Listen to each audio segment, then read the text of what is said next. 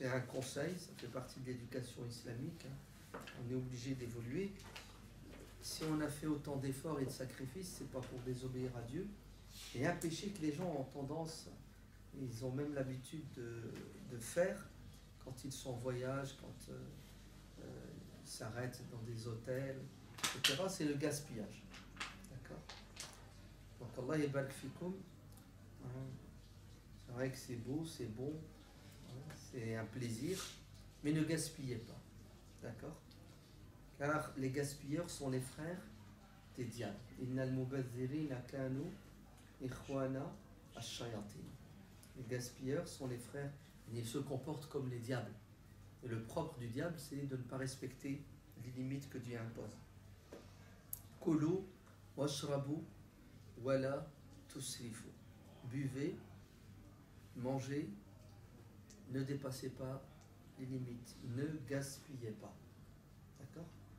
Donc, quand vous allez au restaurant, vous prenez ce que vous allez manger et vous finissez votre assiette et votre verre. Le prophète sallallahu alayhi wa sallam nous enseigne que laisser de la nourriture qui va finir à la poubelle, c'est faire plaisir au diable et le nourrir. Le prophète sallallahu alayhi wa sallam dit dans le hadith, quand vous entrez chez vous, les diables veulent entrer avec vous parce qu'ils cherchent un squat. Et si vous dites Bismillah, vous faites l'invocation qu'il faut en rentrant chez vous, les diables restent à la porte. Donc vous êtes protégés. Vous avez créé une muraille qui empêche les shayatines de s'installer chez vous.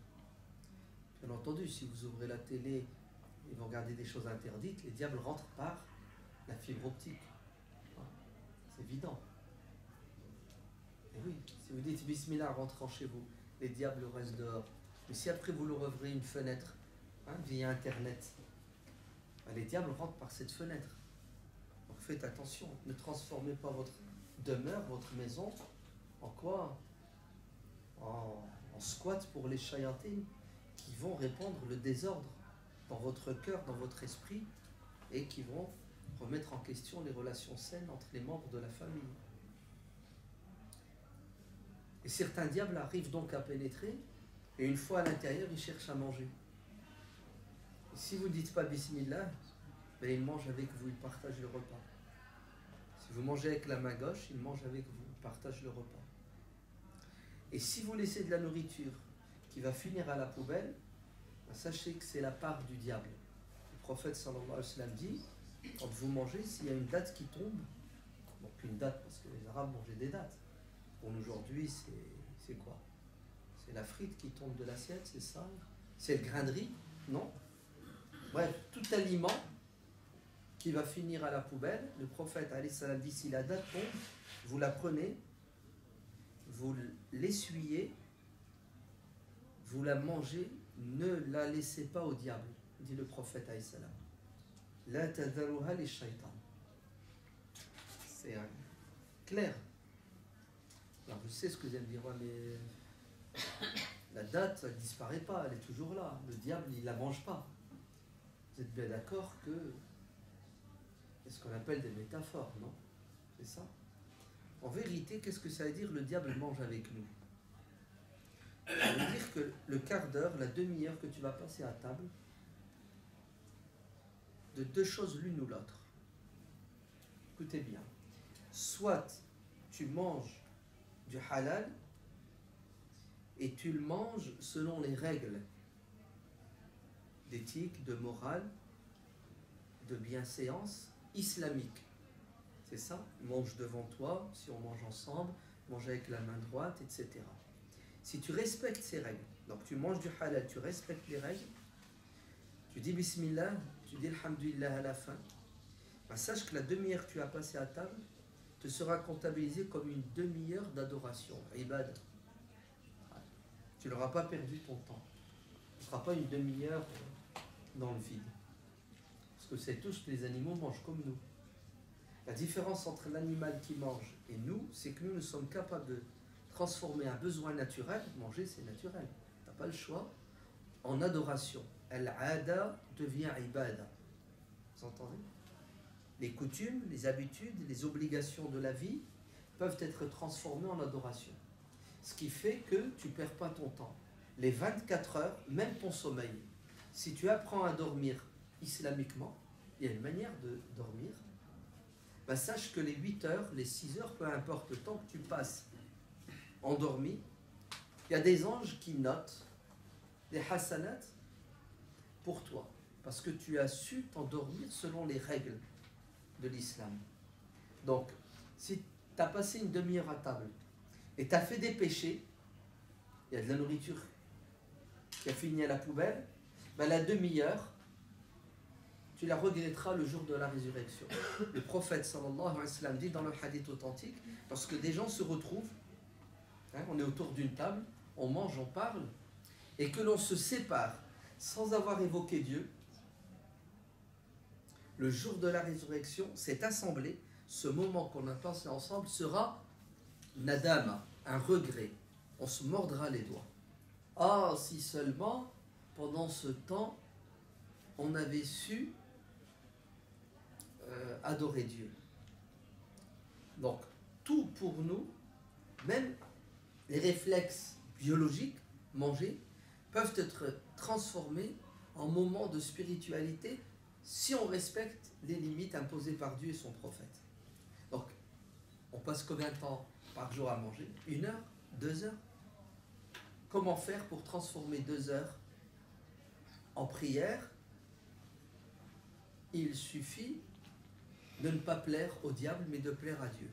Et plaire au diable, c'est gaspiller, et plaire à Dieu, c'est respecter. Vous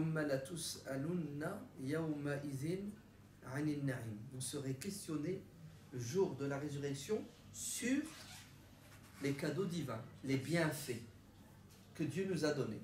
Vous êtes bien d'accord que la nourriture, c'est un bienfait quand même. Ouais. Donc attention, attention au gaspillage. C'est un crime contre l'humanité. Est-ce que vous savez qu'il y a des millions de personnes qui sont mal nourries et des milliers de personnes qui ont des carences, des maladies à cause?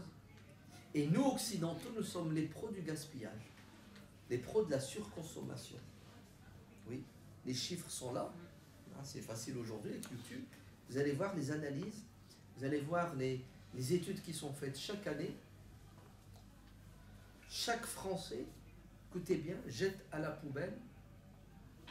Alors, je crois que cette année, c'était 40 kilos de nourriture.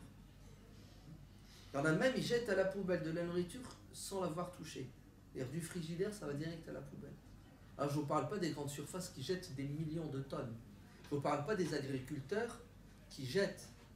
C'est une catastrophe. Parce que on n'a pas été éduqué à respecter. Vous entendez? On est dans la surconsommation, on est dans le gaspillage. Et il faut revenir à la sunna du prophète, alayhi salatu wassalam, qui nous enseigne que un grain de riz, il faut le respecter. Et c'est vrai, celui qui respectera un grain de riz, respectera fortiori 1 kilo de riz, 100 kilos de riz. Celui qui ne donne pas d'importance aux petites choses ne donnera pas d'importance aux grandes choses. Vous imaginez, notre prophète sallallahu alayhi wa sallam marche dans les rues de Médine et il s'arrête pour ramasser une date par terre. C'est pas lui qui l'a fait tomber. Hein. Il s'arrête, il prend la date, il l'essuie, il la nettoie, l'hygiène obligatoire, et au moment où il veut la manger, il s'arrête. Et vous savez ce qu'il dit? Ce qui m'empêche de la manger, c'est l'idée que je viens d'avoir que cette date est destinée aux pauvres. C'est-à-dire, le prophète sallallahu alayhi wa sallam n'avait pas le droit de consommer la nourriture des pauvres. L'homme a d'y toucher. Donc il y a eu un doute. Le prophète s'abstenait dans le doute. Donc il était prêt à la manger. Hein. Oh non, peut-être que c'est la part du pauvre. J'ai pas le droit de la manger. Alors qu'est-ce qu'il fait? Ben, il la donne à qui de droit? Il la donne à quelqu'un d'autre qui lui a le droit. Vous vous rendez compte?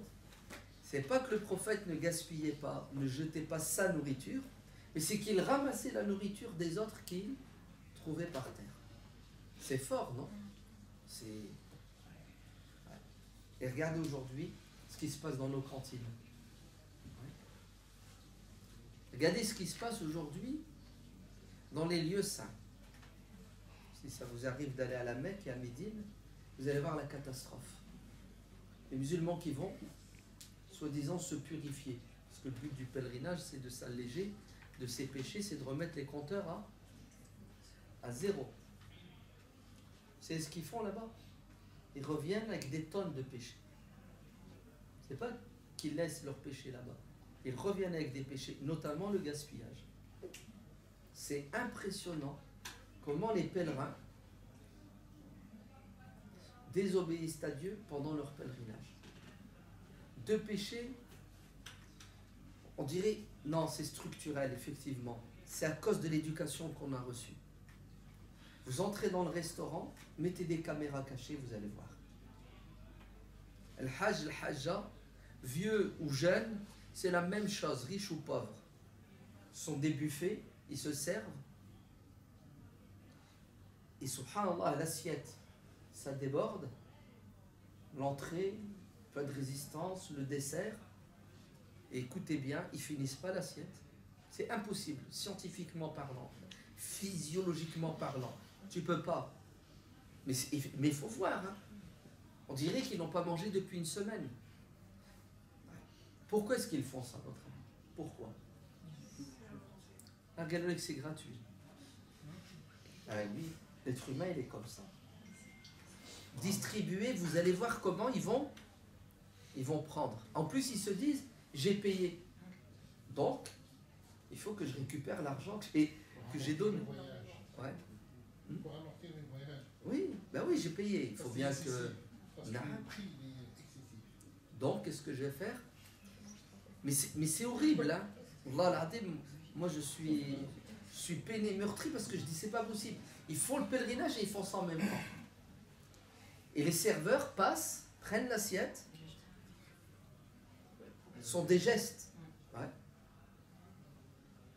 Et quand tu vois quelqu'un qui vient à table avec 3-4 morceaux de pain, il en mange un, voire la moitié. Et le reste finit à la poubelle. Il vient à table avec 3 pommes, 2 oranges. Pourquoi est-ce qu'il en a pris 5 de fruits? Non mais, Wallah al-Adim, c'est du domaine de la psychiatrie sans doute. C'est de la folie. Ouais. Donc, le gaspillage est un crime. Vous entendez? C'est un grand péché. Et c'est un manque de savoir-vivre. Ne gaspillez pas la nourriture, ne gaspillez pas l'eau non plus. L'eau, c'est la vie.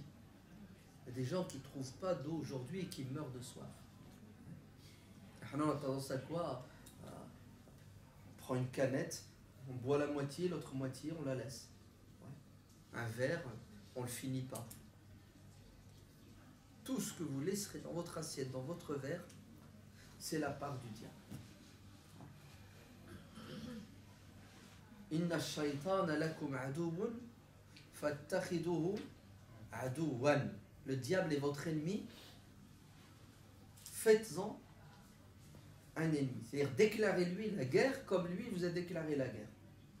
Et comment est-ce qu'on fait la guerre au diable? On fait le contraire de ce qu'il aime, de ce qui lui plaît. C'est ça? Donc ne gaspillez pas l'eau. Même quand vous faites vos ablutions. Pardon, surtout quand vous faites vos ablutions. L'objectif des ablutions, c'est quoi?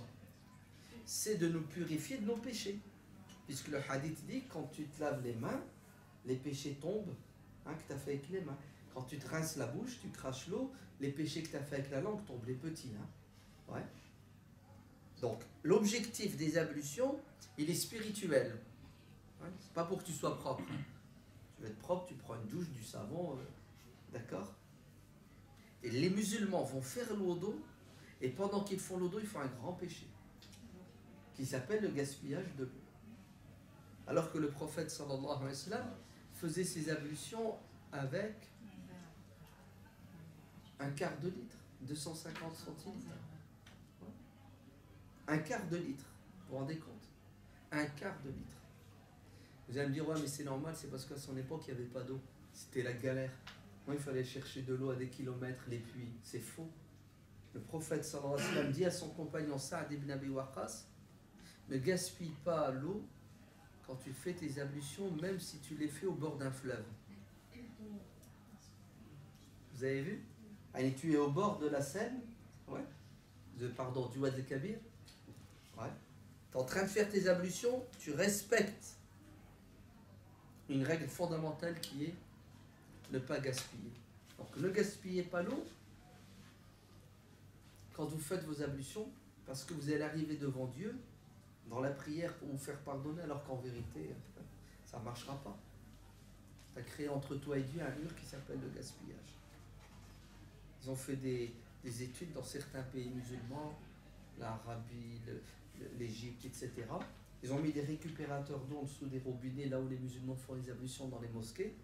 Et qu'est-ce qu'ils ont découvert? Ils ont découvert qu'un musulman fait en moyenne les ablutions avec 4 litres d'eau. Dans certains pays, c'est 5 litres. Et c'est vrai, ils ouvrent le robinet à fond. Le robinet est ouvert et il coule à fond, il fait ses ablutions. Parfois même, il parle avec son voisin ou je ne sais pas ce qu'il fait. Dans des pays où ça ne s'arrête pas, l'eau coule. En permanence. C'est un crime contre l'humanité, car un des gros problèmes sur Terre aujourd'hui, c'est l'eau potable. Donc, oui, parce que c'est tout. Oui.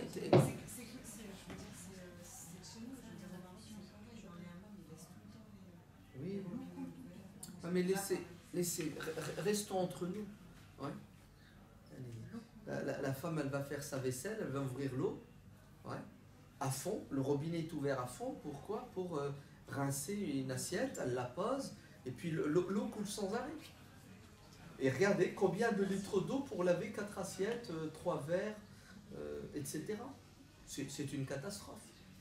Il faut vraiment faire attention à ces bienfaits. Parce que,